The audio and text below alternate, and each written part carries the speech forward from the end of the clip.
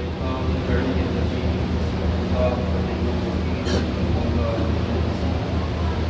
بسم الله الرحمن الرحيم الحمد لله الذي هدانا لهذا وما كنا لنهتدي لولا أن هدانا الله لقد جاءت رسل ربنا بالحق والصلاة والسلام على أشرف الأنبياء والمرسلين مولانا وقول الكونين جد الحسن والحسين أبي القاسم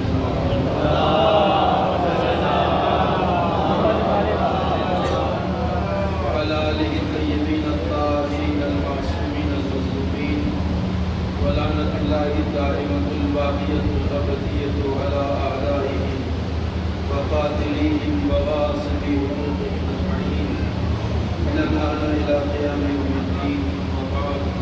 وقد قال أبو عبد الله الحسين عليه السلام إني لم أخرج بشرا ولا بدرا ولا ظالما ولا مفسدا إنما خرجت لطلب الإصلاح في أمة جدي أريد أن أمر بالمعروف وأنهى عن المنكر وأن أسير بسيرة جدي وأبي صلوات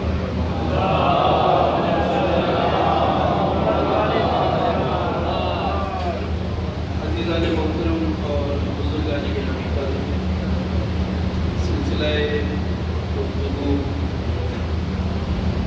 اہمیت واقعہ کربلا اور اس کے اثرات کے ذیل میں آپ کی خدمت میں جاری و ساری ہے.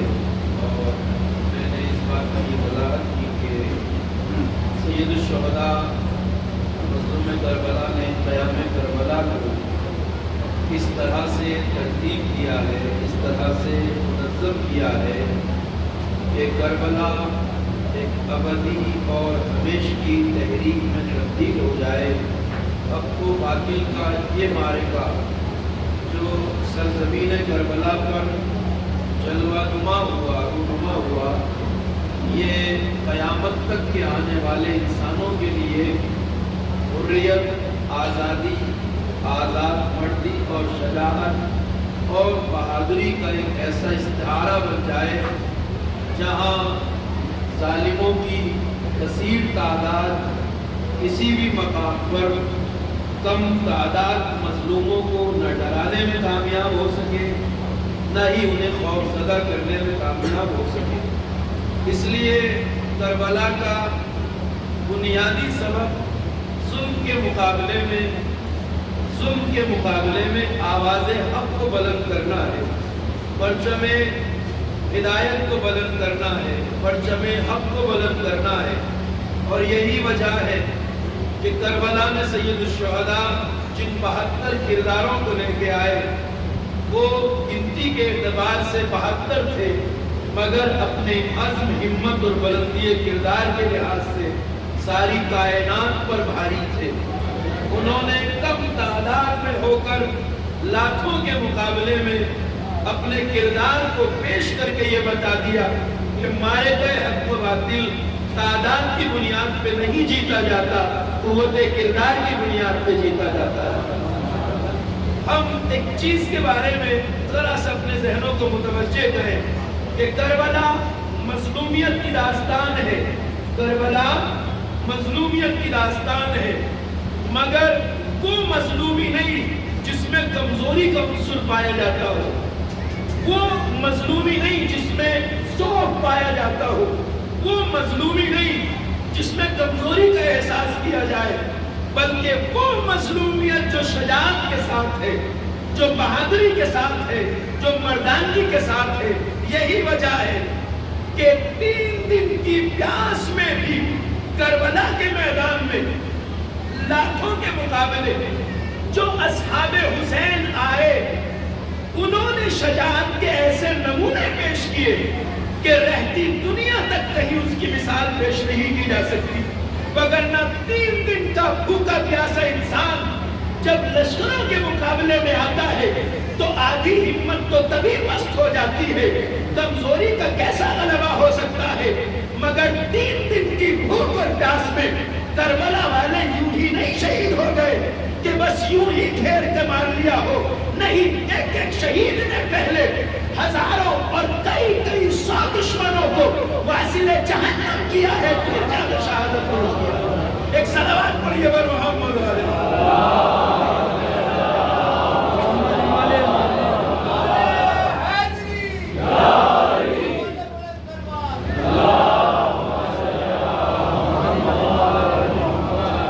تو کربلا کمزوری کے احساس کا نام نہیں ہے، کربلا ضعف کے احساس کا نام نہیں ہے، کربلا شجاعت کے احساس کا نام ہے، کربلا مردانگی کے احساس کا نام ہے، کربلا ہمت کے احساس کا نام ہے۔ ایسا نہیں ہے کہ بس مار لیا ہو تو یوں ہی مار لیا ہو، نہیں۔ ایک ایک شہید نے جب میدان میں قدم رکھا ہے تو تاریخ کہتی ہے کہ ایسے ایسے سورما تھے حسین کے اصحاب میں کہ جب میدان میں قدم رکھتے تھے تو فوج شام بھیڑوں بکریوں کی طرح بھاگتی ہوئی نظر آتی۔ دن کی پیاس میں حسین ابن علی جو 72 لاشیں اٹھا چکا ہو، اس حسین نے جب حملہ کیا تو فوج کوفے کی دیوار سے ٹکرانے لگی تھی۔ یہ معمولی بات نہیں ہے۔ حسین ابن علی چونکہ کربلا کے سالار ہیں، سید الشہداء ہیں، لہذا سارے شہداء کربلا کی شجاعت ایک طرف اور حسین ابن علی کی شجاعت ایک طرف، وہی شجاعت جس کی نمائندگی اکبر کل بدل نے کی ہے، وہی جس کو قاسم کل بدل نے دکھایا ہے، وہی شجاعت جسے عباس علمبردار نے دکھایا ہے۔ سارے شہداء کی شجاعت ایک طرف، حسین ابن علی کی شجاعت ایک طرف۔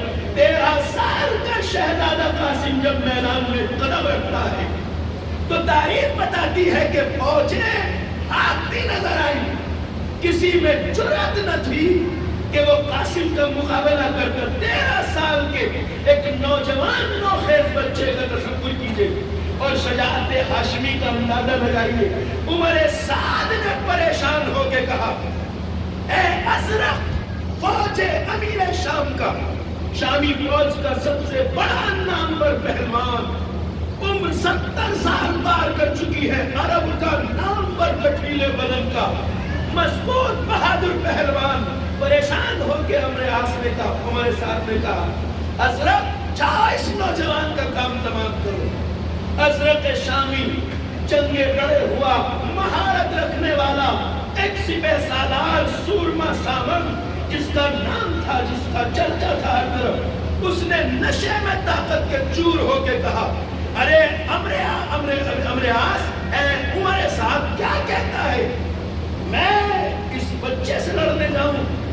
ذرا میری حیثیت دیکھ، میرا مرتبہ دیکھ، میری شجاعت دیکھ، میرا نام دیکھ۔ 13 سال کے نوجوان کے سامنے میں جاؤں؟ اس کا کام تو میرے بیٹے تمام کر دیں گے۔ ایک بیٹے کو بھیجا، میں شجاعت کا نظارہ پیش کر رہا ہوں۔ چند لمحوں میں وہ بیٹا ہاتھ پر پڑا ہوا ہریا رہا۔ دوسرے بیٹا کو بھیجا، یہاں تک کہ 7 بیٹے اس نے 13 سال کے اس قاسم کے مقابلے میں بھیجے، اور جب سب کے سب واصل جہنم ہو گئے تو روایت کہتی ہے بکھرے ہوئے جوش و جذبات کے ساتھ حضرت شامی نے میدان میں قدم رکھا۔ ہمارے لیے سننا آسان ہے، مگر سچ یہ ہے کہ بڑا نامور بہادر تھا، اتنا بڑا بہادر تھا کہ جب میدان میں آنے لگا تو حسین ابن علی دروازے خیمہ پہ آئے، کہا ام فروات دعا کرو کہ تمہارے لال کے مقابل میں عرب کا نامی پہلوان آ رہا ہے۔ میں کہنا چاہتا ہوں کہ ابھی حسین کہہ کے پڑھتے تھے، ماں نے ابھی دستے دعا بلند کیے تھے کہ ایک نعرہ میدان میں گزرا، حضرت شامی خان میں پڑا ہوا تھا۔ ایک صلوات پڑھ دیجیے پر محمد علیہ۔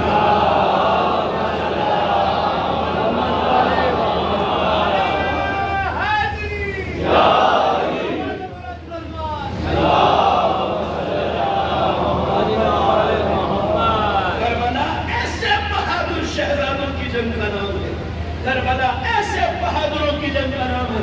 میں نے کہا کربلا مظلومیت کی داستان بھی ہے، مگر وہ مظلومیت نہیں جس میں کمزوری کا عنصر پایا جاتا ہو، جس میں ضعف پایا جاتا ہو، جس میں کمزوری کا احساس ہو۔ نہیں، مردانگی اور شجاعت کے ساتھ جس شہید کو قتل کیا گیا میدان کربلا میں، تبھی کیا گیا جب بھاگی ہوئی فوجوں کو اکٹھا ہونے کا حکم دیا گیا۔ اور حسین چونکہ سالار ہے کربلا کے، اس لیے روایت کہتی ہے کہ جو 72 لاشیں اٹھا چکا تھا جو حسین، جب میدان میں قدم رکھا تو فوجیں دیوار کوفہ سے ٹکرا رہی تھی، مگر حسین کے جوش شجاعت میں کمی نہیں تھی۔ بار بار کہتے جاتے تھے لئینو تم نے میرے اکبر کو مارا، تم نے میرے قاسم کو مارا، تم نے میرے عباس کو مارا، کہتے جاتے تھے، حملہ کرتے جاتے تھے۔ نہ جوش شجاعت میں کمی تھی، نہ ہمت میں کمی تھی، بس ایک آواز آئی آسمان سے، یا ایتھا النفس المطمئنہ، واللہ آواز آئی، اے نفس مطمئنہ ہماری طرف پلٹ آ۔ میں یہ کہتا ہوں کہ اگر آوازیں غیبی نہ ہوتی تو کربلا شام تک پہنچ کے نہ ہوتی۔ صلوات پڑھیے بر محمد و آل محمد۔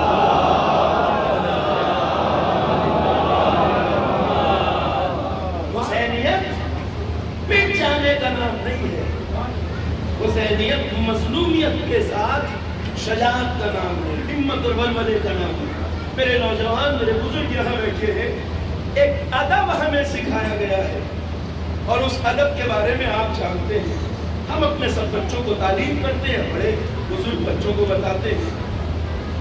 روز عاشورہ، عاشور کے دن جب ایک عزادار دوسرے عزادار سے ملتا ہے تو ہمارے یہاں یہ سکھایا جاتا ہے کہ روز عاشور جب ایک دوسرے سے ملاقات کرو تو سلام نہ کرو۔ سلام نہیں کرتے نا، عاشور کے دن ہم سلام نہیں کرتے، کیونکہ سلام ہے سلامتی کی دعا، اور جس دن آل محمد کا گھر لٹ گیا ہو اس دن ہم ایک دوسرے کو سلامتی کی دعا دیتے ہوئے اچھے نہیں لگتے۔ تو ہمیں یہ بتایا جاتا ہے کہ ایک دوسرے کو سلام روز عاشور نہ کرو۔ کیا کہنا ہے جب ملاقات ہو گئی، مومن جب مومن سے مل رہا ہے، عزادار عزادار سے مل رہا ہے، تو جب سلام نہیں کرنا تو کیا کہنا ہے؟ جملہ طویل ہے مگر جتنا فکرہ ادا کر سکے کافی ہے انشاءاللہ۔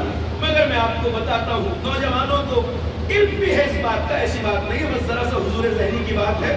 اس دن جب ایک عزادار دوسرے سے ملے تو یہ جملے ادا کرے، عظم اللہ اجورنا و اجورکم۔ بہت سے افراد کی زبان چل رہی ہے، اس سے معلوم ہے کہ سب کو خبر ہے۔ ایک دوسرے سے جب ملو، میں بس وضاحت کے لیے بتا رہا ہوں، روز عاشور ایک عزادار جب دوسرے عزادار سے ملے تو یہ جملے زبان پہ دہرائے، عظم اللہ اجورنا و اجورکم بمصابنا بالحسین علیہ السلام، کہ پروردگار متعال اللہ رب العزت حسین ابن علی کے غم کے صدقے میں مجھے اور تمہیں اجر عظیم عنایت فرمائے۔ پہلا جملہ یہ ہے، جب عزادار دوسرے عزادار سے روز عاشور ملے تو سلام کی بجائے یہ دو جملے کہے۔ ان میں سے پہلا جملہ ہے عظم اللہ اجورنا و اجورکم، اللہ مصیبت حسین کے صدقے میں مجھے اور تمہیں اجر عظیم عطا فرمائے، ہم سوگوار ہیں مولا کے۔ یہ جملہ تعزیت کا ہے۔ اس کے بعد دوسرا جملہ کیا کہنا ہے؟ وَجَعَلَنَا وَإِيَّاكُمْ، اللہ تمہیں اور مجھے۔ اللہ اکبر۔ ذرا بات کی گہرائی کی طرف، اس طرح کی گفتگو سننے کا مزاج الحمدللہ ہمارے جوانوں میں ہے، یہ مقام شکر ہے۔ اور رب کریم تمہیں اور مجھے، وَجَعَلَنَا وَإِيَّاكُمْ مِنَ الطَّالِبِينَ بِسَارِ، خون حسین کا انتقام لینے والوں میں سے قرار دے۔ اللہ اکبر۔ ما ولیہ الامام المہدی علیہ السلام، حسین کے نائب مہدی ایک اور بابا سے بلند صلوات پڑھیے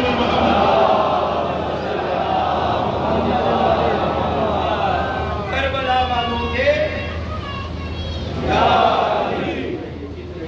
کربلا والوں کے خون کا انتقام لینے والی ذات جب پڑھتے غیب سے آئے گی تو دعا ہم ایک دوسرے کو یہ دیتے ہیں کہ اللہ تمہیں اور مجھے خون حسین کا انتقام لینے والوں میں سے قرار دے۔ تو پہلا جملہ عظم اللہ اجورنا و اجورکم، یہ تعزیت ہے۔ وَجَعَلَنَا وَإِيَّاكُمْ مِنَ الطَّالِبِينَ بِسَارِ، اللہ مجھے اور تمہیں خون حسین کا بدلہ لینے والوں میں سے قرار دے۔ یہ جملہ شجاعت کا جملہ ہے. دیکھیں عاشور کے دن جس سے بڑی مصیبت کا کوئی دن نہیں جو کربلا کے واقعے کا دن ہے. اس دن پہلا جملہ ہم کہتے ہیں وہ جس میں تعزیت ہے. دوسرا جملہ وہ کہتے ہیں جس میں شجاعت ہے, بہادری. کیونکہ بدلہ لینے کا حوصلہ انہی میں ہوتا ہے جن میں شجاعت پائی جائے. مردہ دل انسان, کمزور لوگ بدلے کی بات نہیں کرتے. بدلہ لینے کا عزم اس میں ہوتا ہے جس میں ہمت ہوتی ہے, مردانگی ہوتی ہے, شجاعت ہوتی ہے. تو یہاں سے ایک بات ہمیں ملی, اور یہ مولوی کی گھڑی بھی بات نہیں ہے, یہ وہ جملے ہیں معصومین نے ہمیں تعلیم کیے ہیں. یہاں سے عزادار حسین کی عظمت کا اندازہ لگے. ہر عزادار حسین عزادار بھی ہے اور خون حسین کا انتقام لینے والا بھی.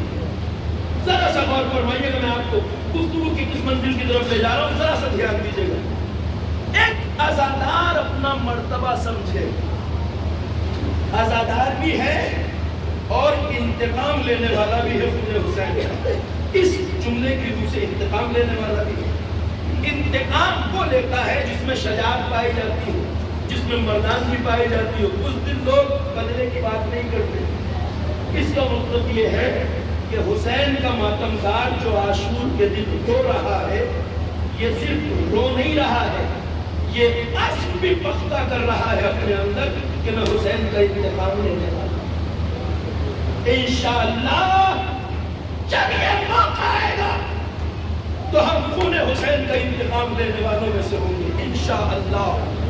حجت آخر کے ساتھ خون حسین کا انتقام لینے والوں میں سے ہر عزادار ہوگا. اب اس درجے کو سمجھیے. اگر ایک انسان خون حسین کا انتقام لینے والا ہے, یعنی ہر ماتمدار خون حسین کا انتقام لینے والا ہے, تو یہاں سے درجہ سمجھیے عزادار. انتقام لینے کی بات کون کرتا ہے؟ انتقام لینے کی بات کون کرتا ہے؟ میں اس بات کو اسی لیے ذرا آہستہ آہستہ اہتمام سے پیش کر رہا ہوں تاکہ بات ذہن میں پیوستہ ہو جائے. انتقام کون لیتا ہے صاحب؟ کسی بھی ذات کا انتقام لینے کا حق کسے ہوتا ہے؟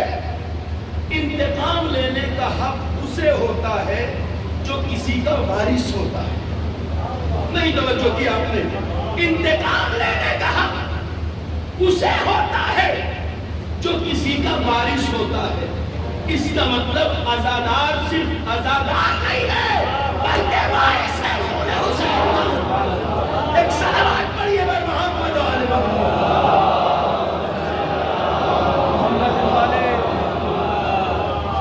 وارث خون حسین ہے عزادار.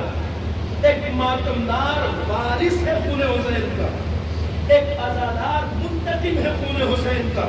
انتقام لینے کا جذبہ ہے اور انتقام کی بات وہ کرتا ہے جو کسی کا وارث ہوتا ہے. ہر عزادار کا احترام کرو, اس لیے کہ یہ عزادار بھی ہیں وارث حسین کے خون کا. اچھا یہ ورثہ, اب آپ وراثت کے بارے میں بحث کریں. وراثت کی کون سی وراثت ہے؟ یہ ہر عزادار جو وارث ہے, کس معنی میں وارث ہے صاحب؟ ایک وراثت ہوتی ہے نسل اور نسب کی وجہ سے. نسب کی وجہ سے کوئی کسی کا وارث ہوتا ہے. تو اگر صرف نسب والی وراثت مانی جائے تو وارث حسین کا بس وہ ہوگا جو نسل حسین سے ہو. اگرچہ روایات کی روح سے ہر شیعہ اہل بیت اولاد ہے ان کی. انا و علی ابوا ہذہ الامہ, پیغمبر نے فرمایا میں اور علی اس امت کے باپ ہیں. یوں تو روحانی طور پر ہر شیعہ ان کی اولاد ہے, مگر ایک وراثت آتی ہے نسب سے. تو ہر عزادار نسب کے اعتبار سے وارث تو نہیں ہے.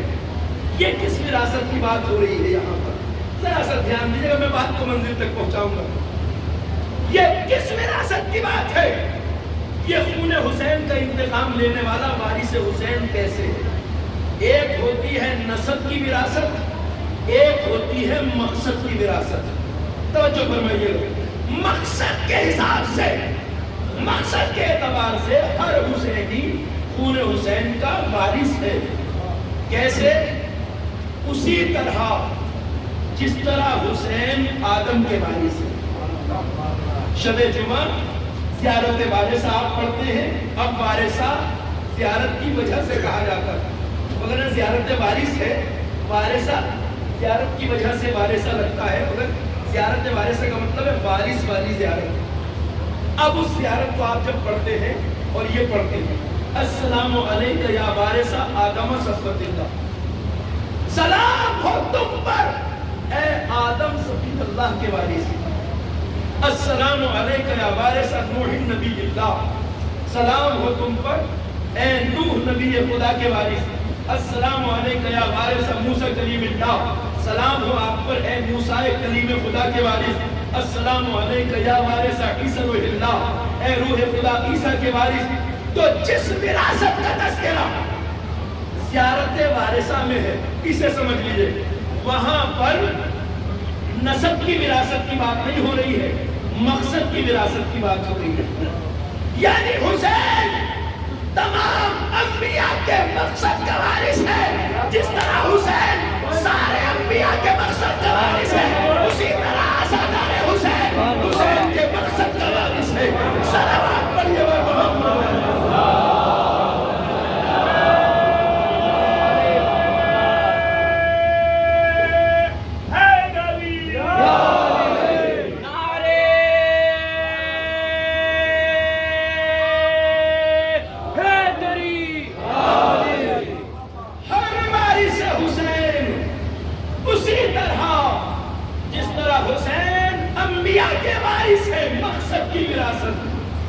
اسی طرح ہر آزادار حسین مقصد حسین کا وارث ہے، یعنی جس راہ پہ حسین ہے اسی راہ پہ آزادار ہے۔ لہذا چونکہ مقصد کا وارث ہے اس لیے انتقام کا حق ہے۔ تو جو قوم روز عاشور یہ کہتی ہو کہ عظم اللہ اجورنا و اجورکم، اور اللہ ہمیں تمہارے خون کا انتقام دینے والوں میں سے قرار دے، تو وہ دلوں کی قوم نہیں ہو سکتی، وہ سورماؤں کی، وہ بہادروں کی، وہ حریت پسندوں کی، آزاد ضمیروں کی قوم ہے۔ شیعت زندگی کا نام تو کبھی تھا ہی نہیں، شیعت تو زندگی کا نام ہے، شیعت تو شجاعت کا نام ہے، شیعت تو مردانگی کا نام ہے۔ اور یہی وجہ ہے صاحب کہ ہر آزادار حسین مقصد حسین کا وارث ہے اور بڑا نہ جائے، کیونکہ کربلا ایسی معرکہ نہیں ہے جو صرف کربلا میں پیدا ہوا، مقابلہ تو یہ ابد سے چل رہا ہے، ازل تک جاری ہے، ازل سے چل رہا ہے، ابد تک جاری ہے۔ کربلا حسینیت اور یزیدیت کا مقابلہ، آپ اگر سید الشہداء کی تعلیمات کو دیکھیں حسین مظلوم کربلا کی، تو آپ نے اس بات کا اہتمام کیا ہے اپنے کلمات میں کہ آنے والی نسلیں یہ جان لیں کہ کربلا حسین اور یزید کے ٹکراؤ کا نام نہیں ہے، یعنی دو شخص کے افراد کے ٹکراؤ کا نام نہیں ہے، بلکہ دو کرداروں کے ٹکراؤ کا نام ہے، ایک حسینیت ایک یزیدیت۔ حسین اور یزید کا ٹکراؤ نہیں ہے کربلا سے، بلکہ دو مزاجوں، دو کرداروں کے ٹکراؤ کا نام ہے۔ اور یہ سید الشہداء کے کلمات میں آپ کو جگہ جگہ مل جائے گا۔ جس دن آپ سے سوال بیعت کیا گیا مدینے میں اور آپ نے کہا وَعَلَى الْإِسْلَامِ السَّلَامِ اِذْ بُلِيَتِ الْأُمَّةُ بِرَعِينِ مِثْلِ یزید، تم بیعت کی بات کرتے ہو، اما اسلام پر فاتحہ پڑھ لو۔ اس دن جب امت اسلام کا حاکم یزید جیسا بن جائے، کہ حسین نے کہا دربار ولید میں، جب امت اسلام کا وارث حاکم یزید جیسا بن جائے، حسین نے یہ نہیں کہا جس دن یزید بن جائے، یہ کہا جس دن یزید جیسا بن جائے، یعنی بات صرف آج کی نہیں ہے، قیامت تک جب بھی اسلام پر یزید جیسوں کا قبضہ ہو، ذمہ داری وہی ہے جو کربلا والوں نے ادا کیا۔ بات یزید جیسوں کی ہے، اور یہ جیسوں کا مطلب ہے مزاج، جن کا کردار حسینی ہے وہ یزید جیسوں کے سامنے ہے، آج نہیں کل نہیں ہمیشہ، تاریخ جب تک باقی ہے مقابلہ جاری ہے۔ جب ولید ابن عقبہ نے رات میں حسین سے سوال بیعت کیا آپ یہ کہہ کے آ گئے کہ اتنے بڑے فیصلے رات کے اندھیرے میں نہیں ہوتے، دن میں ہم بتائیں گے۔ اسی صبح اسی دربار میں ایک شخص کھڑا تھا جس کا نام ہے مروان ابن حکم، ایک بدکار عورت کا بیٹا، کہتا ہے کہ ولید یہ تو حسین کو ابھی پہلت لے یا سر قلم کرو، جو آرڈر آئے تھے۔ سید الشہداء کو خیز آ گیا، پلٹ کے کہا یبن الزرقاء، اور نیلی آنکھوں والی بدکار عورت کے بیٹے، جو امامت سے زبان لڑائے اسے اسی زبان میں جواب دیا جاتا ہے۔ امام وقت کے سامنے زبان درازی کی کوشش کی، امام نے حقیقت میں جواب دیا۔ اور بدکار عورت کے بیٹے، تو میرا سر قلم کرے گا، یہ تیرا حاکم؟ دربار میں سناٹا، 18 بنی ہاشم، آگے آگے ابو الفضل عباس، اس نے گستاخی کی۔ اسی رات کی صبح تھی، اسی رات کی صبح حسین سمجھ گئے تھے کہ اب بیعت کروانی ہے یا سر قلم کرنا، اس لیے گھر میں آ کے بہن سے کہا سامان سفر تیار کرو۔ گھر میں سامان سفر، حسین ایک راستے سے گزر رہے ہیں، اسی 28 رجب کی صبح سامنے سے یہی مروان آتا ہوا دکھائی۔ جب سامنے آیا تو سلام کیا، السلام علیکم یا ابا عبداللہ، اور فوراً پوچھتا ہے یا ابا عبداللہ رات کی بات کے بارے میں آپ نے کیا فیصلہ کیا؟ آقا نے مسکرا کے جواب دیا، مروان تجھے مجھ سے کس فیصلے کی امید ہے؟ اور پھر وہ جملہ کہا جو تاریخ اپنے آپ کہا، مثلی لا یبایع مثلا۔ جملہ آپ نے بارہا سنا ہے، مطلب کیا ہے؟ یہی سے سمجھ میں آتا ہے کہ یہ حسین اور یزید کے ٹکراؤ کی بات نہیں ہے کربلا، یزیدیت اور حسینیت کے ٹکراؤ کی بات ہے۔ حسین نے یہ نہیں کہا کہ میں حسین فرزند زہرا دلبند علی مرتضی اس یزید کی بیعت نہیں کر سکتا، بلکہ یہ کہا مجھ جیسا کبھی بھی اس جیسے کی بیعت نہیں کر سکتا۔ یعنی مسئلہ آج کا نہیں ہے، بات 61 ہجری کی نہیں ہے، قیامت تک کوئی بھی حسینی یزیدی کے آگے جھکتا نظر نہیں آئے گا۔ بات کرداروں کی ہے، بات مزاج کی ہے، بات حسینیت اور یزیدیت کی ہے۔ ایک بات کی طرف اشارہ کر دوں، علامہ اقبال نے ایک جگہ فرمایا ہے، اور یہ وہی بات ہے جو میں کہنا چاہتا ہوں۔ وہ فرماتے ہیں کہ یہ حسینیت اور یزیدیت کا مقابلہ چند روزہ مقابلہ نہیں ہے، یہ تو ازل سے آ رہا ہے اور قیامت تک چلے گا، جب تک کائنات باقی ابد تک۔ انہوں نے فرمایا ایک جملہ سنیے، شعر سنیے، علامہ اقبال کا شعر ہے۔ اقبال بڑا عظیم شاعر، فرماتے ہیں ستیزہ کار رہا ہے ازل سے تا امروز، یہ ٹکراؤ چل رہا ہے ازل سے آج تک۔ ستیزہ کار رہا ہے ازل سے تا امروز، چراغ مصطفی سے شرار بلہوی، یعنی چراغ مصطفی سے شرار بلہوی کا جو ٹکراؤ ہے یہ ازل سے چل رہا ہے، اب تک جاری رہے گا۔ کس نے کہا؟ علامہ اقبال نے۔ کربلا کا مقابلہ کربلا سے شروع نہیں ہوتا ہے، بلکہ شروع تو ازل سے ہو چکا تھا۔ کربلا اس کی عظیم ترین جلوہ گاہ ہے۔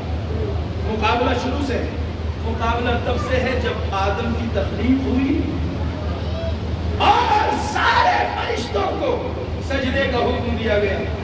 سامنے کون آیا ٹکراؤ میں؟ ابلیس۔ جب تک مقابلے میں نہ آیا تھا تب تک ابلیس تھا، جس دن سے مقابلے میں آ گیا ہو گیا شیطان۔ اس دن سے مقابلہ شروع، اس دن اسی مقابلے اور ٹکراؤ کا نام تھا آدمیت اور شیطنت کا مقابلہ۔ یہی مقابلہ جب ابراہیم کے دور میں آیا تو اسی مقابلے کا نام پڑا ابراہیمیت اور نمرودیت کا مقابلہ۔ یہی مقابلہ جب عیسیٰ کے دور میں آیا تو اسی مقابلے کا نام پڑا کردار عیسیٰ اور نمرودیت۔ اسی مقابلے کا نام ابراہیم کے زمانے میں نمرودیت اور عیسائی، اسی مقابلے کا نام موسیٰ کے دور میں موسویت اور فرعونیت ہے۔ اسی مقابلے کا نام پیغمبر کے زمانے میں چراغ مصطفی اور شرار ملہبی کا ہے۔ یہ مقابلہ جو ازل سے چلا آ رہا تھا، کربلا میں پہنچ کر اسی کرداروں کے ٹکراؤ کا نام حسینیت اور یزیدیت پڑا۔ اور کربلا چونکہ اس مقابلے کی سب سے بڑی جلوہ گاہ ہے، تو کربلا سے پہلے کردار اور کے نام آتے رہے، شخصیت کے اعتبار سے نام بدلتے رہے، مگر اب کربلا سے قیامت تک اس مقابلے میں آنے والے کرداروں کے نام تبدیل نہیں ہوں گے۔ قیامت تک مقابلہ حسینیت اور یزیدیت کا ہے۔ اب یہ مقابلہ قیامت تک حسینیت اور یزیدیت کا، اب یہ نام نہیں بدلے گا، اب یہ نام نہیں بدلے گا۔ لہذا ہر دور میں، ہر زمانے میں، ہر صدی میں مقابلے کی صفیں دو ہی ہوگی، تیسری بھی نہیں ہوگی کوئی۔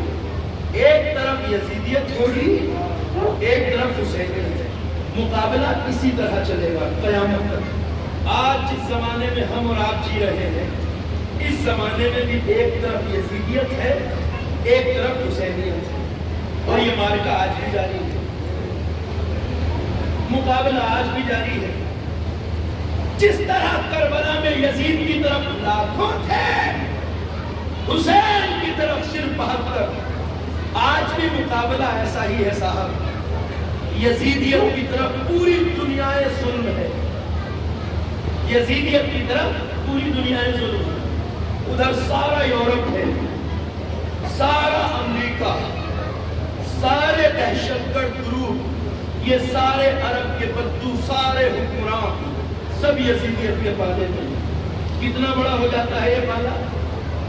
یزیدیت کا پالا آج اتنا بڑا ہے، ریشو نکالے تو مقابلہ وہی بنتا ہے جو کربلا میں تھا۔ ایک طرف ساری دنیا یزیدیت، ایک طرف مٹھی بھر حسین والے۔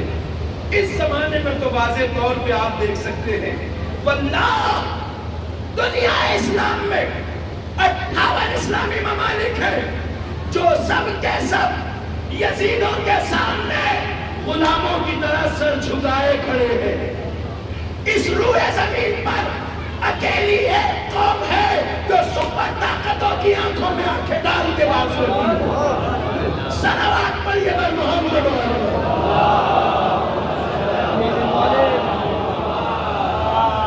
اور یہ قوم حسین والوں کی قوم ہے، یہ قوم سید الشہداء کے ماتمداروں کی قوم ہے۔ جب سیریا کے اندر داعش کی دہشت گردی کا ننگا ناچ جاری تھا اور پوری دنیا ظلم یزیدیت سمٹ کے آ گئی تھی داعش کی صورت میں، بدترین سنگینوں کو لایا گیا تھا صاحب سعودی عرب کی جیلوں سے ان مجرموں کو جنہیں سزائے موت سنائی جا چکی تھی، زانی، ڈاکو، بدکار، قاتل، جنہیں سزائے موت دی جانی طے تھی، انہیں یہ کہہ کے چھوڑ دیا گیا کہ تمہیں جیل سے چھوڑ رہے ہیں، سزائے موت معاف ہے، بشرط یہ کہ داعش کے ساتھ مل کے جا کر سیریا اور عراق میں لڑو۔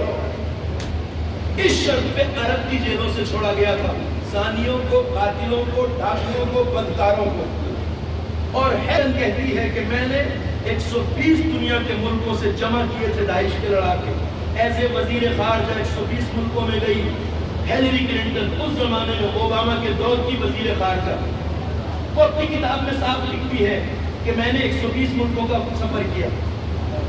جب ساری یزیدیت سیریا اور عراق میں اکٹھی ہو گئی تھی داعش کی شکل میں، اس وقت حسینی کردار نے کیا کہا تھا؟ سن لیجئے، حالت واضح ہو جائے گی۔ جب ساری یزیدیت جمع ہو گئی تھی تو سارے کردار ہیں، میرے نوجوانوں کی زبانوں پہ مختلف نام آتے ہیں اور ہمیں فخر ہے کہ ہمارے پاس بلند کرداروں کی کمی نہیں ہے، کسی دور میں کمی نہیں رہی ہمارے پاس۔ سید حسن نصر اللہ، ہر نوجوان اس نام سے بخوبی عزم و ہمت اور ولولے کا وہ استعارہ، شجاعت کا وہ پیکر جس پہ ہمیں فخر ہے، زندگی بھر فخر رہے گا۔ ہمیں فخر ہے کہ ہم ایسے مجاہدوں کے دور میں زندگی گزار رہے ہیں۔ ہم زندہ ہیں تب بھی فخر رہے گا، مر جائیں گے تب بھی فخر رہے گا کہ ہم نے قاسم سلیمانی کا زمانہ دیکھا، ہم نے سید حسن نصر اللہ کا زمانہ دیکھا۔ ان مراجع کی بات نہیں کرتا جنہوں نے ان کرداروں کو بنایا ہے، ان کی بلندیاں اپنی جگہ وہ بہت بلند ہے، مگر اسی مرد میدان سید حسن اللہ نے بیروت کے چوراہے پہ کھڑے ہو کر ساری دنیا یزیدیت کو للکار کے ایک جملہ کہا تھا، حسینیت اور یزیدیت کے اسی مقابلے میں اللہ اکبر، کربلا کے شہیدوں نے جس طرح 3 دن کی پیاس میں ایسے رجز پڑے جن سے یزیدیوں کے سینے پھٹ گئے تھے، ایسا ہی انداز رجز خانی اس مرد میدان کا تھا۔ کیا کہا؟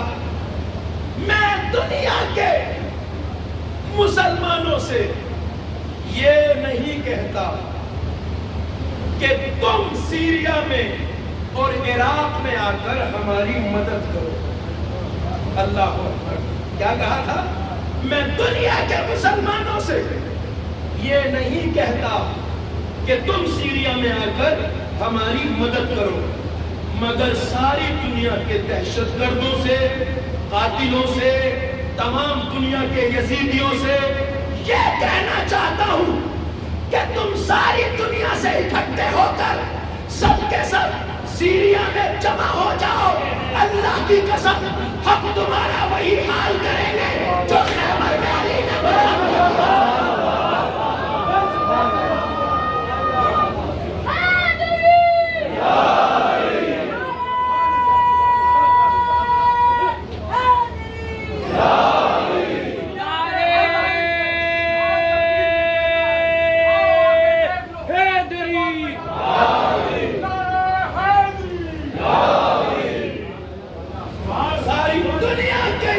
دہشت گردوں سے یہ ضرور کہوں گا، یہ ہے وہ کربلا کی مردانگی اور شجاعت، تعداد کم ہے مگر کردار کربلائی ہے۔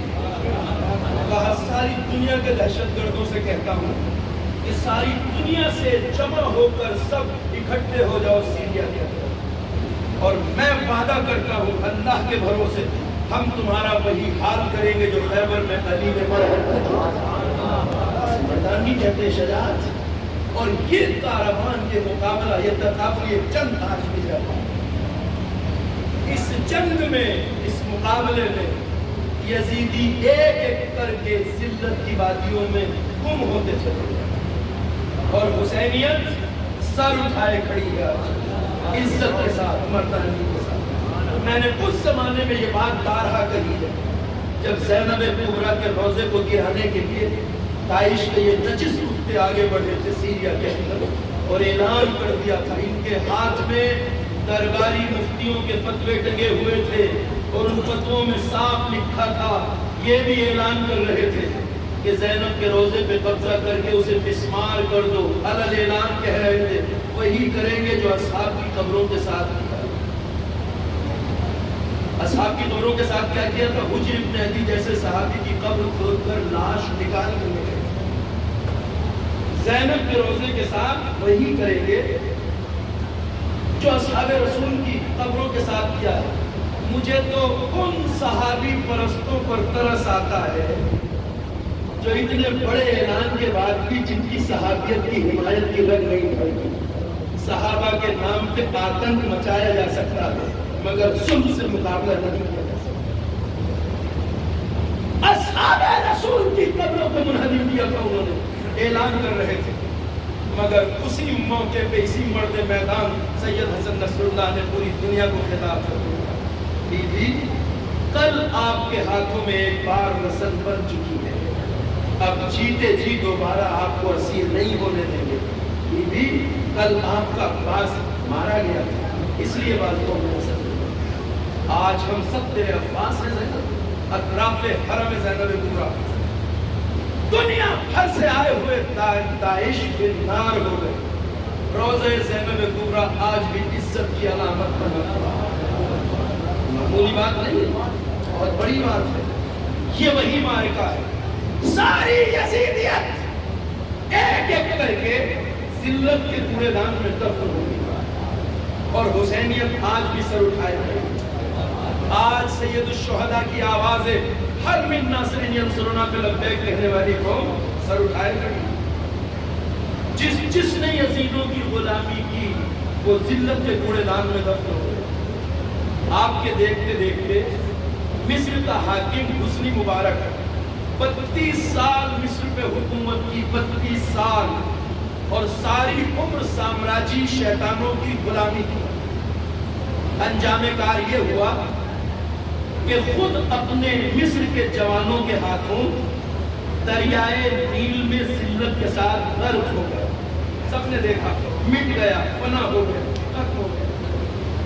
یزیدیت کے پالے میں جتنے تھے سب ایک ایک کر کے چلے گئے۔ حسنی مبارک گیا۔ لیبیا کا ڈکٹیٹر معمر قذافی، وہ جو اپنی ناک میں مکھی نہیں بیٹھنے دیتا تھا، جس نے امام موسیٰ صدر کو قتل کیا یا غائب کر دیا ہے، جس نے کبھی بھی حسینیوں کی طرفداری نہیں کی، ہمیشہ یزیدوں کے تلوے چاٹے تھے، ذلت کی موت اپنے ہی لوگوں کے ہاتھوں مارا گیا۔ یہ میں بہت پرانی بات نہیں کر رہا ہوں، اسی عرصے کی بات کر رہا ہوں، کرنٹ حالات ہے، عبرت ہے۔ حسنی مبارک گیا، معمر قذافی گیا، تبریز کا حاکم گیا، اور عراق کا وہ ملعون ڈکٹیٹر جس کا نام آپ نہیں بھولے ہوں گے، جسے لوگ شیر عرب کہتے تھے۔ کیا کہتے تھے؟ شیر عرب، مرد آہن، آئرن مین، جس کی خلافت کے چرچے تھے 93 سے لے کر 2003 تک، جس کے پورٹریٹ پوسٹر بکتے تھے بازاروں میں، جسے خلافت المسلمین کا نام دیا گیا تھا، شیر جسے کہا جاتا تھا، وہ یزیدی اتنی ذلت سے مارا گیا کہ زمین کے ایک سوراخ سے پکڑ کے نکالا گیا۔ انہیں تو نہیں یاد ہے آپ کو؟ یہ وہ چیز ہے جو میں آپ کو بتا رہا ہوں، جتنے یزیدی تھے ایک ایک کر کے ذلت کے کوڑے دان میں دفن ہو گئے۔ جو ہماری عمروں کے ہیں انہیں یاد ہے، ہم چھوٹے چھوٹے بچے اپنی بستیوں میں گلی گلی بس جھنڈا لیے ہوئے، اس زمانے میں چونکہ انقلاب آیا تھا، گلیوں میں نعرے لگاتے پھرتے تھے، امام خمینی زندہ باد، صدام ملعون مردہ باد، لگاتے تھے نعرے۔ ہماری مائیں، بہنیں، دادیاں جہاں نمازوں پہ بیٹھی مصلی پر اس ملعون کے لیے بد دعا کرتی تھی، پروردگار اسے غرق کر دے، اس کا بیڑا غرق ہو جائے، اس لیے کہ ایک عزادار کربلا آسانی سے نہیں جا سکتا تھا، اور ہمیں بد دعا کرنے کا حق تھا۔ کیوں؟ اس لیے کہ عراق میں ہمارا ایک بھی گھر ایسا نہیں ہے، کوئی پانے والے ہو جہاں سے اس میں 1، 2 یا 4 جنازے نہ نکالے۔ آیت اللہ نظمہ محسن الحکیم کے گھرانے کے سینکڑوں مجتہد مار دیے تھے، آیت اللہ باقر الصدر کے گھرانے کے سینکڑوں مجتہدین قتل کر دیے گئے تھے، سینکڑوں حوزہ علمیہ نجف اشرف کو برباد کر دیا گیا تھا۔ ایران عراق کی ناجائز جنگ میں ہمارے 2.5 لاکھ جوان مار دیے گئے تھے، 2.5 لاکھ۔ ہمیں حق تھا بد دعا کرنے، مگر کبھی کبھی چار نمازوں پہ بیٹھے بیٹھے بد دعا کرتے کرتے اتنا عرصہ گزر گیا، بہت دن رسی ڈھیلی رہی نا، کبھی کبھی یہ خیال آتا تھا کہ بارے الہ اس ظالم کی رسی دراز کیوں ہے، ہماری بد دعا قبول کیوں نہیں ہوتی، یہ فنا کیوں نہیں ہو جاتا، مگر دعا میں تاخیر کیوں ہوئی؟ اس کا راز میری سمجھ میں تو اس دن آیا جب شیر عرب کو زمین کے سوراخ سے پکڑ کے نکالا گیا۔ داڑھی ایسی ہو رہی تھی چہرے پر جیسے جھاڑی ہو، دنیا نے وہ چہرہ دیکھا جسے دیکھ کے بچے ڈر گئے، ایسی ذلت کے ساتھ شیر دلوں میں نہیں چھپتے صاحب، جس دن نکالا گیا تب میری سمجھ میں آیا شاید قدرت آواز دے رہی تھی، ظالم کے بارے میں بد دعا کر کے کبھی بھی یہ مت سمجھنا کہ ہم دعا قبول نہیں کرتے، ہم دعا قبول کرتے ہیں، ظالم کو مارتے ضرور ہے مگر پہلے ذلیل کرتے ہیں۔ صلوات پڑھے بر محمد،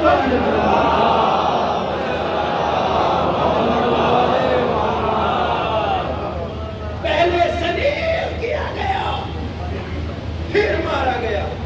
اگر یہ کہیں لڑتے ہوئے مارا جاتا تو امت کیسے کیسے قصیدے گھڑ لیتی، کہیں گولیاں چلاتے ہوئے مارا جاتا تو کیسے بہادری کے قصے پڑھے جاتے، اگر کہیں میزائل اٹیک میں مارا جاتا تو کیسے کیسے شہید کے لقب دیے جاتے۔ اللہ نے کہا ہم ظالم کو مارتے ہیں مگر پہلے ذلیل کرتے ہیں پھر مارتے ہیں، عزت حاصل نہیں کر سکتا۔ اور عزیزوں یاد رکھو، جس طرح یہ سارے نام جو میں نے گنائے ہیں سب ذلت کے کوڑے دان میں دفن ہو گئے، جو نہیں ہوئے ابھی انہیں بھی اپنے تخت حکومت کے چونوں کے ہلنے کی آواز صاف سنائی۔ اگر یہ آواز پریشان نہ کرتی تو یہ نجس خاندان جو مکہ اور مدینہ پہ مسلط ہے آل سعود، ایک بے گناہ عالم شیخ باقر النمر کو اس طرح ذبح نہ کرتا۔ یہ قتل کرنا دلیل ہے اس بات کی کہ انہیں اپنے مسند کے چولوں کے ہلنے کی آواز صاف سنائی دے رہی ہے، چونکہ ظالم کا انجام تو نوشتہ اعتبار ہے جسے کوئی مٹا نہیں سکتا۔ اور انشاءاللہ پورے یقین اور بھروسے سے میں آپ سبھی حضرات سے یہ کہوں گا، ان قریب آپ اور ہم اپنی آنکھوں سے دیکھیں گے کہ اس نجس خاندان آل سعود کو خود عرب کے عوام اٹھا کر میں تخت حکومت کے فارس کی کھاڑی میں پھینک دیں گے انشاءاللہ۔ صلوات پڑھیے محمد علیہ محمد۔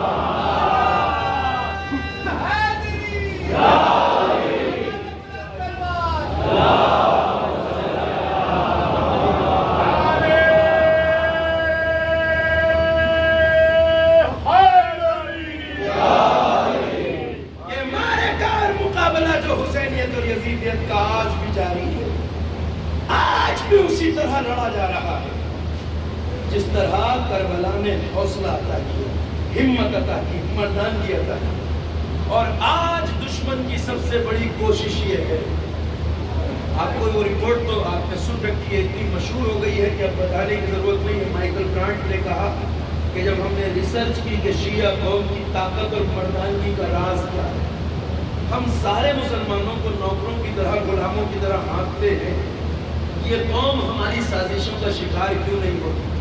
تو انہوں نے جب ریسرچ کی تو پتہ چلا اس قوم کی طاقت کے دو راز ہیں، ایک مجلس عزائے حسین اور دوسرا مرجعیت کا ہمت، جوش اور ولولے کا سبب مجلس کے فرش سے ملتا، حسینیت کا درس، یزیدوں سے ٹکرانے کا جذبہ، کربلا کا جذبہ فرش عزا سے۔ اس جذبے کا استعمال مراجع کرام کے حکم کے مطابق ہوتا ہے۔ میں اپنے بچوں اور جوانوں کو یہ بات کہنا چاہتا ہوں، ذرا اس کو سمجھ لیجیے۔ ہمارے یہاں جذبے، ہمت، شجاعت اور بہادری کی کمی نہیں ہے، اس لیے کہ فرش عزا سے جب ہم اٹھ کے جاتے ہیں شجاعت کا سبق لے کے جاتے ہیں، مردانگی کا سبق لے کے جاتے ہیں، ہمت کا سبق لے کے جاتے ہیں، مگر اس ہمت اور شجاعت کو پابند کیا گیا ہے یا تو امام وقت کے حکم سے یا نائب امام کے حکم سے۔ ایسا نہیں ہوتا کہ ہم کہیں بھی میدان میں کود پڑے اپنی مرضی سے، یہ امتیاز ہے ہمارا۔ ہمارے یہاں ایسا کبھی نہیں ہوتا کہ کوئی مفتی ملا جی، حافظ جی منبر مسجد کے گنبد پہ چڑھے اور الجہاد کا شوشہ چھوڑ دیں۔ ہمارے یہاں ہر کسی کو اجازت نہیں ہے۔ کبھی بھی اعلان جنگ ہمارے یہاں لوگوں کے جذبات سے طے نہیں ہوتا کہ کوئی بھی حافظ جی اوپر چڑھ کے کہہ دے الجہاد فتنہ شروع۔ ہمارا ہمت، ولولہ، شجاعت، جوش سب پابند ہے امام یا نائب امام کے۔ جوش آتا ہے، ہمت، جذبہ، شجاعت ہے، مگر پابند ہیں مرجع وقت کے حکم کے۔ اور جب تک حکم نہ آ جائے تو ہمارے سروں سے قیامت کیوں نہ گزر جائے، ہم صبر کریں۔ اور جب حکم آ جائے تو نہ پھر سرحدیں روکتی ہے، نہ پھر ہمیں سرزمینیں روکتی ہے، نہ پھر ہمیں حکومتیں روک سکتی ہیں۔ حکم اگر آ جائے، اس لیے کہ ہم پابند ہیں مرجعیت کے حکم کے، اس لیے ان دونوں چیزوں پہ آنچ نہ آنے دینا چاہوں گا، مستحکم طریقے سے محکم۔ آخری بات کر رہا ہوں اور بقیہ بات کل انشاءاللہ آپ کے گوشت گزار کروں گا، اس کو سمجھ لیجیے گا۔ 2003 سے لے کر جب سے عراق پر امریکی اٹیک ہوا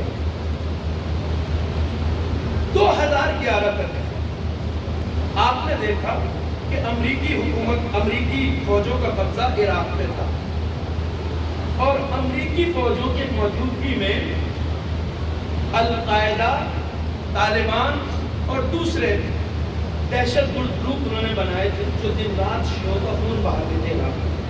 کبھی بغداد میں بلاسٹ ہو رہا ہے، کبھی نجف میں، کبھی سامرہ، کبھی غازوین، کبھی بغداد کے بازاروں میں، ہر جگہ کربلا، ہر جگہ کئی 100 لوگ مر جا رہے ہیں، کئی 150، کئی 70، کئی 75۔ ایوری ڈے یہ خبریں ان دنوں تھی۔ اسی زمانے میں سامرہ میں روضہ امام حسن عسکری علیہ السلام کا گنبد اڑا دیا گیا۔ دو اماموں کا حرم ہے سامرہ میں، گنبد اڑا دیا گیا۔ مگر اس پیریڈ میں تقریباً 8 سال مرجع وقت نے اپنے جوانوں سے یہ کہا کہ خون کتنا بھی بہہ جائے، ظلم کتنا بھی ہو، پلٹ وار نہیں کرنا۔ 8 سال روکے رہے، سمجھیے گا اس بات کو، 8 سال روکے رہے۔ جوانوں کو جوش آیا، ارے ہم 70% تھے عراق میں، سوچیے اگر 70% پلٹ کے حملہ کر دیتے تو تھوڑے سے لوگوں کا کیا حال ہوتا۔ مگر مرجع کی نظر جو دیکھ رہی ہوتی ہے اسے عام انسان کی نگاہیں نہیں دیکھتی۔ دشمن چاہتا ہی یہ تھا کہ 70% آبادی بھڑکاوے میں آ کر پلٹ کے حملہ کر دے، اور ہم جو منصوبہ لے کے عراق میں آئے ہیں اس میں کامیاب ہو جائیں۔ بھائی وہ عراق کو صدام سے خالی کرا کے شیعوں کو دینے تھوڑی آئے تھے، اتنے سخی تھوڑی تھے وہ کہ اپنا خربوں کا بجٹ برباد کرے، کئی ہزار فوجیوں کی جانیں دیں اور عراق کی سطح میں شیعہ آ جائیں، اسی لیے تھوڑی آئے تھے وہ۔ ان کا منصوبہ بالکل پرفیکٹ تھا۔ وہ اس لیے آئے تھے جسے مرجع وقت کی نظر سمجھ رہی تھی، عام انسان نہیں۔ وہ آئے تھے عراق میں شیعوں کو سنیوں سے لڑوائیں، سنیوں کو کردوں سے لڑوائیں، کردوں کو شیعوں سے لڑوائیں۔ جب یہ تینوں قومیں آپس میں لڑنے لگے تو اپنی کٹپتلی اقوام متحدہ کے ذریعے ایک ریزولوشن پاس کریں اور کہیں یہ تینوں قومیں عراق میں ساتھ نہیں رہ سکتی۔ ہم نے بڑی کوشش کر لی، ایک ہی چارہ ہے، ہم نکل جائیں گے عراق سے، مگر عراق کو 3 ٹکڑوں میں بانٹ دو، ایک کردوں کو دے دو، ایک سنیوں کو دے دو، ایک شیعوں کو دے دو۔ عراق اتنا طاقتور غنی ملک 3 ٹکڑوں میں بدل جائے گا، چھوٹا چھوٹا بن جائے گا، جیسے قطرہ ہے، قطر وطر، جس میں ہمت ہی نہیں ہے کچھ نہ کہنے کی، نہ سننے کی، نہ بولنے۔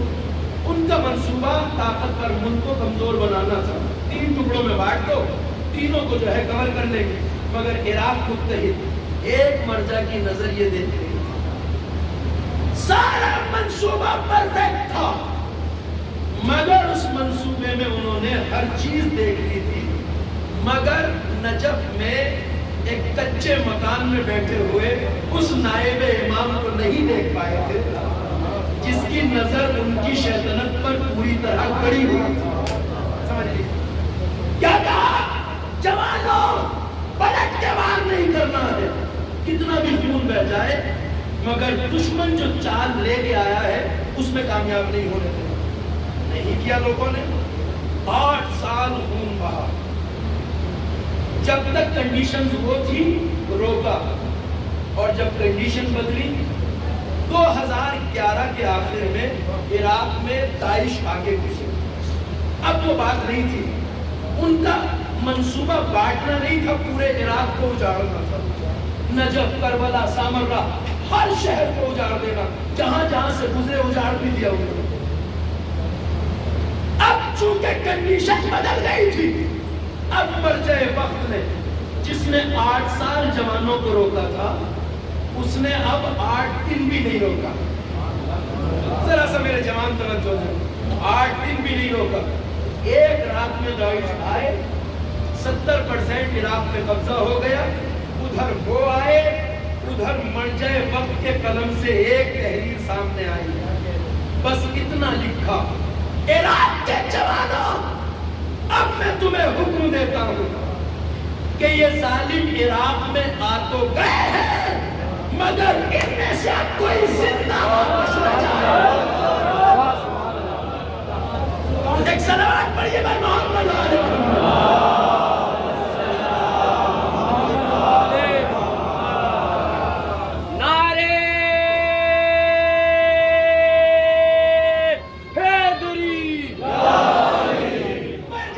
نگاہ دیکھ رہی تھی حالات کو گہرائی سے.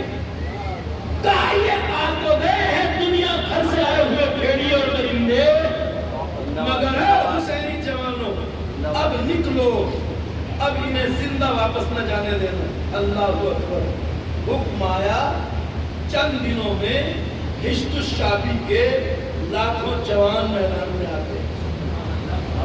اور پھر جو نائب امام نے کہا تھا اسے سچ کر دکھایا. آخری مرحلہ جب جنگ کا آیا اور جنگ موصل اور حلب کے دروازوں پہ لڑی جا رہی تھی، وہی موصل جسے دارالخلافہ بنایا تھا نام نہاد خلیفہ نے، جب جنگ اس کے دروازوں تک پہنچ گئی تو حسینی جوانوں نے شہر کو گھیر لیا اور جتنے داعش شہر کے اندر تھے انہیں نکل کے بھاگنے کے راستے نہیں ملے. واللہ جو مر جائے. وقت نے کہا، جوانوں نے کر دکھایا.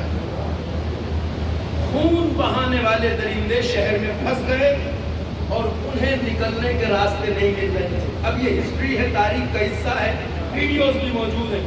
نکلنے کے راستے کہا تھا بھاگنے مت دینا، زندہ جانے مت دینا، نہیں جانے دیا.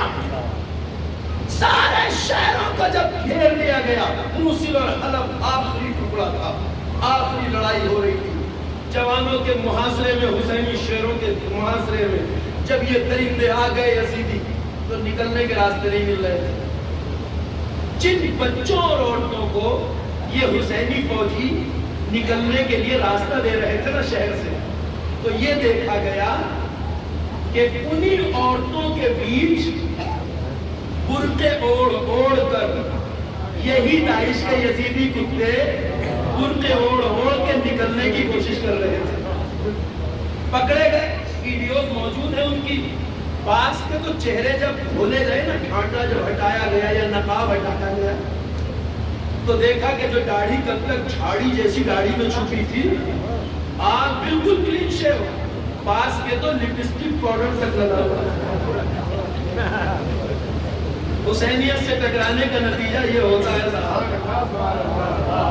لپسٹک پاؤڈر تک لگائے ہوئے تھے.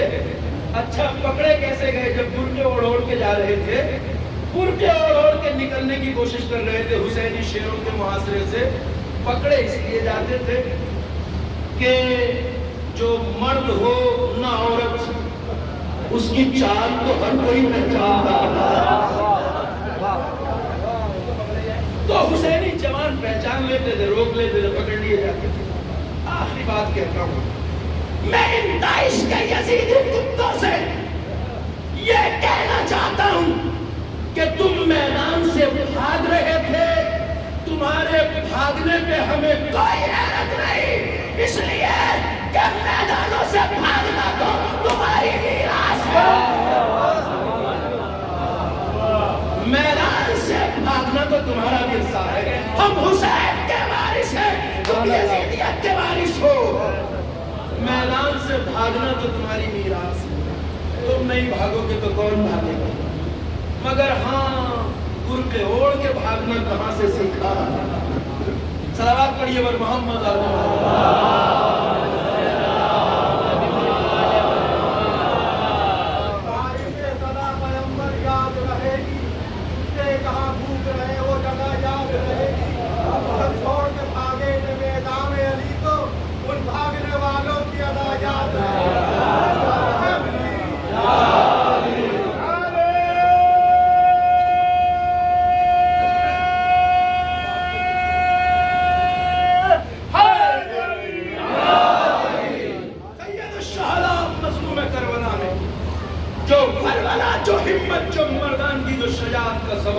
حسینیوں کو دیا تھا.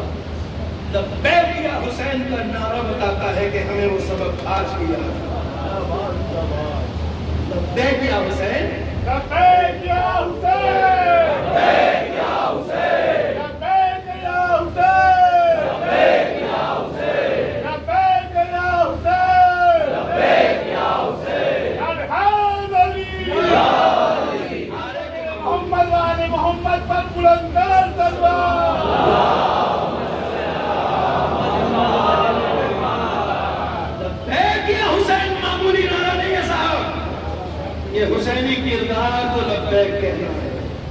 سید حسن نصر اللہ نے ایک جگہ کہا لبیک یا حسین کے نعرے سے کانپ رہے ہو، لرز رہے ہو، اس لیے کہ تمہیں خبر نہیں ہے لبیک یا حسین یعنی زخمی بدن 3 دن کی پیاس میں بھی یزیدیت کو دفن کرنے کا نام ہے لبیک یا حسین۔ 3 دن کی پیاس میں بھی ظلم کے سامنے سیسا پلائی ہوئی دیوار کی طرح کھڑے ہونے کا نام ہے لبیک یا حسین۔ 3 دن کی پیاس میں زخمی بدن کے ساتھ تیغوں اور خنجروں اور نیزوں سے ٹکرانے کا نام ہے لبیک یا حسین۔ یہ نعرہ جو ہمارے جوان لگاتے ہیں یہ صرف یہ تھوڑی ہے کہ شور مچانے کے لیے نہیں، یہ اس عزم کا اعلان ہے، یہ اس صدائے استغاثہ پہ لبیک ہے جو حسین نے میدان کربلا سے مارا۔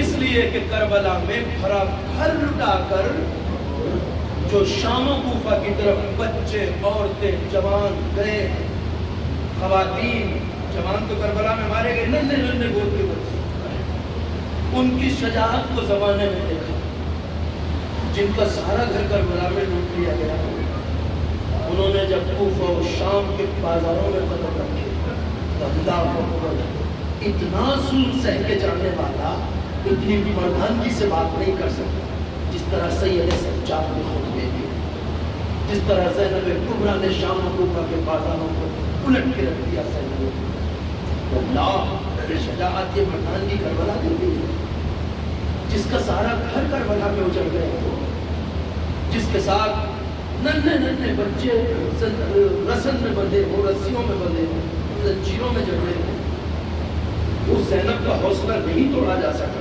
شام و کوفہ کے بازاروں میں گھومتے تھے زینب کو، ایک ایک رسی میں جہاں 7 گلے باندھے گئے ہو،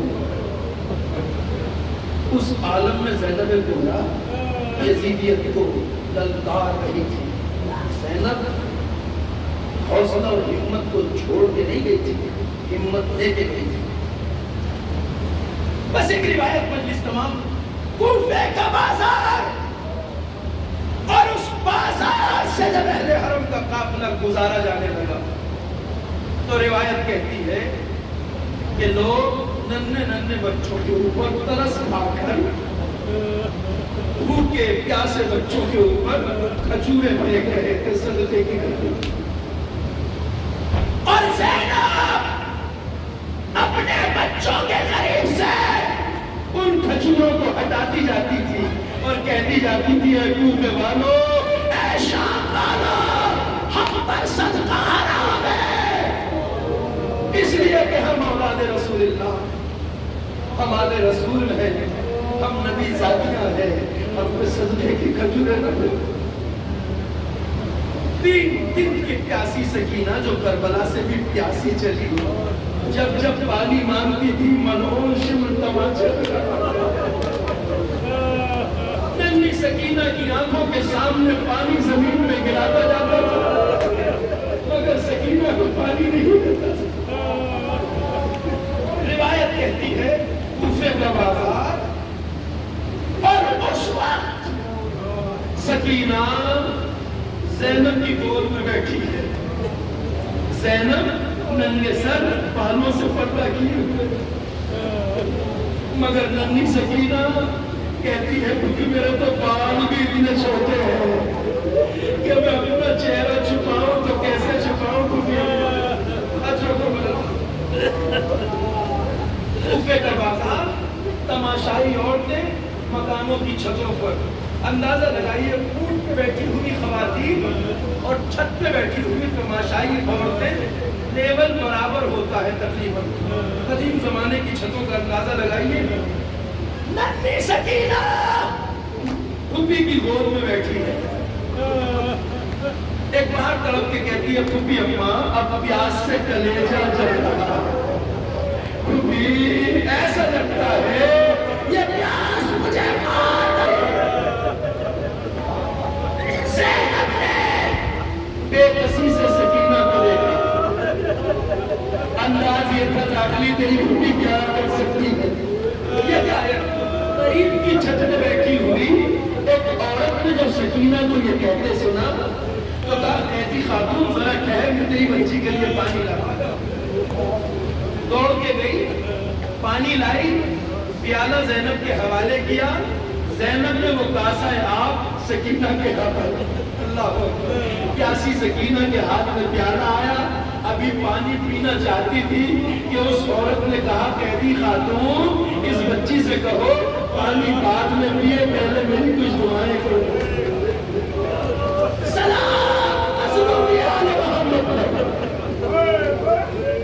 سکینہ سے کہا زینب نے، اس کی سکینہ ذرا ٹھہرو، اس کے لیے پہلے دعائیں کر دو پھر پانی پی لو۔ زینب نے کہا بی بی تیری دعا کیا ہے؟ اس خاتون نے کہا اے قیدی خاتون اس بچی سے کہو میرا شوہر پرویز کرا دو، اس سے میرا شوہر خیریت سے وطن لوٹا۔ ارے جس کا گھر کربلا میں اجڑ گیا، اس بچی کے دل میں کیا گزری؟ اگر آل محمد کے گھرانے کی بچی تھی، جلا ہوا کرتے کا دامن پھیلایا، کہا پروردگار میرے بابا کی غریب الوطنی کا واسطہ، اس کے شوہر کو خیریت سے اس کے وطن واپس لے۔ زینب نے کہا بی بی تیری دوسری دعا کیا ہے؟ کہا قیدی خاتون اس بچی سے کہو، میں کہتا ہوں ام حبیبہ یہ کیسی دعا ہے؟ کاش تو جانتی ہے دعا کس سے کرا رہی ہے۔ کیا کہا قیدی خاتون اس بچی سے کہو جس طرح یہ اسیر ہوئی ہے، اس طرح میرے بچے کبھی اسیر نہ ہو۔ سکینہ نے کرتے کا دامن پھیلایا، کہا بار الہ میری یتیمی کا واسطہ، میری غریبی کا واسطہ، اس کے بچے اس طرح اسیر نہ ہو، اس طرح اس کے بچے غریب نہ ہو۔ اجرکم اللہ۔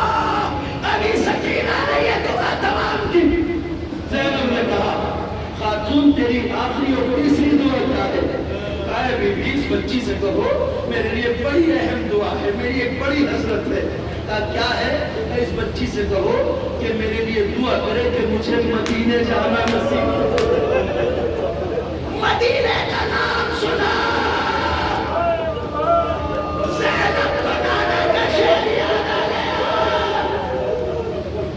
بالوں کے پیچھے سے غور سے اس خاتون کو دیکھا، کہا بی بی مدینے کیوں جانا چاہتی ہے؟ کہا اس لیے کہ مدینے میں میرا آقا شہزادہ حسن رہتا۔ زینب نے کہا شاید تجھے پتہ نہیں ہے کہ حسن مجتبی بہت پہلے شہید ہو گئے۔ اچھا اگر حسن نہیں ہے تو میرا چھوٹا شہزادہ حسین، میں چاہتی ہوں اپنے آقا کی زیارت کے لیے مدینہ جاؤں۔